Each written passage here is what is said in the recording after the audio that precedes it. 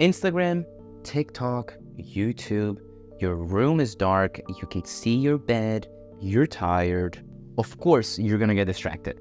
I don't blame you. There's always something there to distract us. So what can you do to stay focused? One of the greatest things you can do to bump up your productivity is something I like to call design your workspace. Basically, you're gonna create or go to a space that you can get your work done. And there are some tricks and science-based tools that you can use to get you started the right way. If you're a student, one easy trick is to go to a library. You're gonna see that the library fulfills a bunch of the requirements here. Think of this, you go to a party, everyone is dancing and they seem to be having fun, and now you wanna go have some fun. Or you go to a restaurant and everyone's eating and everyone seems to be having a great time eating, so you kinda wanna eat as well. Well, that's the thing. If you go to a library, everyone's studying, and you sort of self-peer pressure yourself into studying. On a basic level, your workspace, your study space, should be comfortable, well-lit, clean, and silent. Okay, let's be a little bit more specific. Here are some guidelines that I want you to try to follow. If there's a bed, I want you to not be facing it. So turn your desk the opposite way. Do not face your bed. Phone, airplane mode, silent mode, focus mode, put another room. I don't care. Get rid of it. It cannot be close to you. If your phone is close to you, you are setting yourself up for failure. That's the number one rule. If your phone is close, you're probably going to fail. TV and monitors, turn them off if you can. Water. Keep a water bottle or a glass of water close to you. That way you don't have to stand up to get water every time. Again, stay hydrated, kids. Another cool tip is if you have a water bottle, leave it open. Obviously, if you're not going to spill it anywhere, but leave it open, because that way your brain is going to feel like it's less work for you to drink water. Because if you had to open it every time, like, oh, I need to open this up to drink it. No, if it's already open, you're just going to drink more and you're going to be more hydrated. In terms of food, don't keep food next to you. You can eat food during your breaks, okay? And again, we're talking about keeping things away, but also make sure that everything you need is close to you. Do you need a pen? It's there. Do you need water? It's there. Do you need a charger? It's there. Keep everything that you need ready for you. Now, in terms of mindset, I want you to remember that most studying and learning is done alone. Now, let me remind you, studying is usually, or for the most part, a lonely task. And probably working as well, depending on what you do. Now, a cool strategy if you're a student and you don't want to get distracted by your friends is for you to avoid your people. Let me explain. Think finals week. Everyone's studying, okay? What you can do is, say you're doing economics. Not that I've done economics or anything, but say you've done economics. Instead of staying with the economics people, if you're studying, you can go and sit with the physics people. Because whatever they're saying, it's not going to make any sense in your head. It's not going to distract you. They're not going to come up with questions. You're not going to have questions for that. That way, more productivity. And obviously, you can have exceptions. Maybe you have that one friend that is really good at studying, it's your study buddy, go for it. Or if you're doing group sessions, which in the metacognition course we talk highly of, group sessions are great, but they have their time and place. And coming from this idea of studying alone and lonely wolf, coffee shops can be a great place for you to study as well. In fact, I used it a lot doing thesis writing and also work.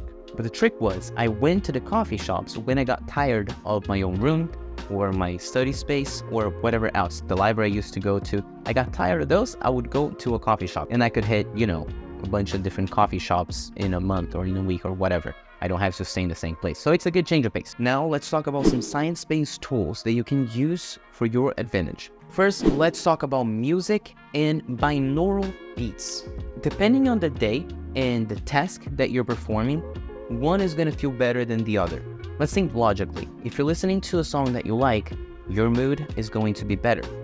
But it's also logical that depending on the song and depending on what you're listening to, that's going to take a toll on your attention. However, have you heard of those focus frequencies? Well, the actual term for them are binaural beats. What are those? Well, binaural beats are the difference between two patterns of frequencies listened by each ear. And then, obviously, we're going to link stuff below, but the best frequency for you to listen to for focus and learning is 40 hertz. And obviously, we're going to have a playlist below. Just remember that 40 hertz is optimal for learning, memory, and recall.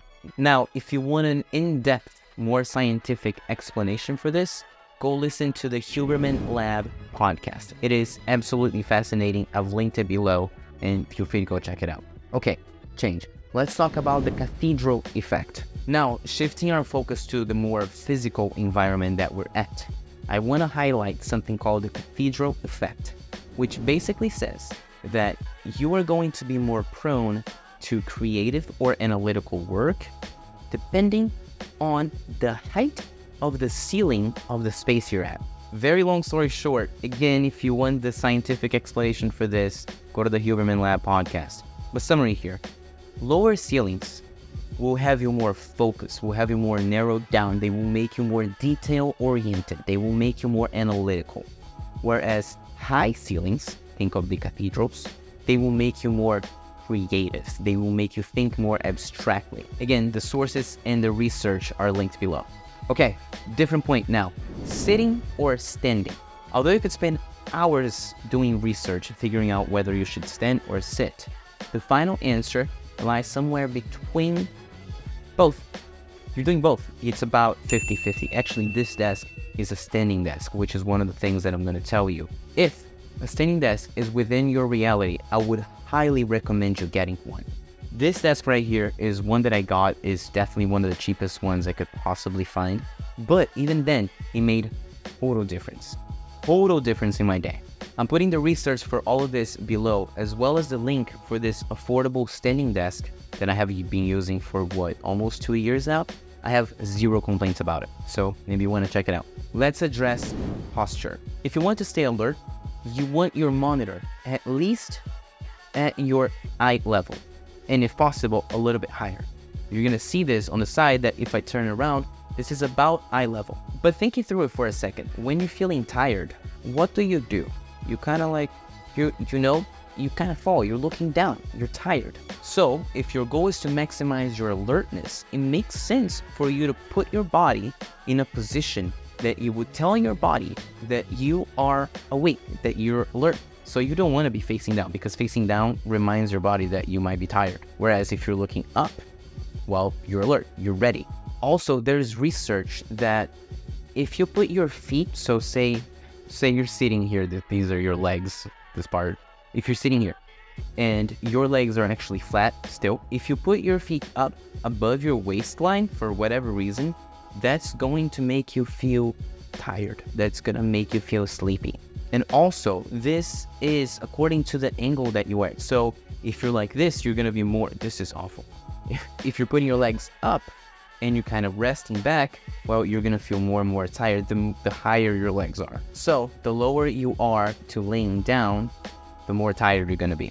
All of this is interesting because most of what we do is completely opposite to all of this that we are being taught now. We're hunched over our computers, no posture at all, and you're just going to be tired. It doesn't make any sense. So we should be fixing the whole thing.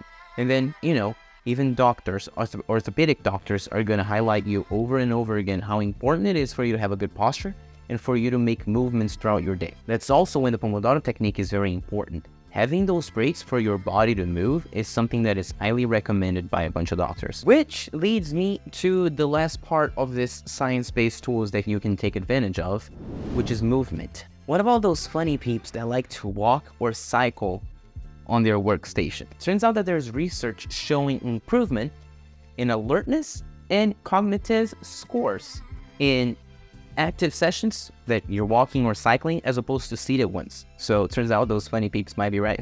Now, first, why would movement be beneficial? People much smarter than me, again, links below, are speculating a couple things. One, optic flow. Walking outside and seeing this movement of things past you is known for reducing vigilance and fear, but also the repetition of movement is also known for reducing anxiety.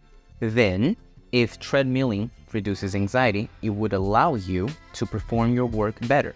That would make sense. Now, the more likely explanation, again by those people smarter than me, Whenever we are walking or moving, our body releases neuromodulators like epinephrine and our famous dopamine, which is known for increasing our levels of alertness. And this, obviously, would lead to better analytical performance. Oh, and of course, we're not even counting the actual benefits of exercising, the exercise in and of itself. Now, let me highlight two things. There seems to be no difference between treadmilling or cycling.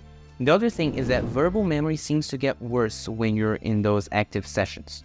That is, if you were doing work that needs you to be precise with your words, it might be better for you to stay seated or for you to stay inactive. Now, if you're doing work that you don't need to talk to other people, perhaps you're doing math, perhaps you're doing coding, perhaps you're just doing your own design, whatever. If you don't need to be precise with your words, active sessions seem to be a good call. We good on movement? Nice. Now that you have all these concepts in your head, I want you to design your primary workspace. So design your workspace and also plan for your secondary spaces. Is it going to be a library? Is it going to be coffee shops? Is it going to be, whatever? I have a mentor that likes to say that everyone is their unique, special unicorn. So, you got to try out and see what works for you.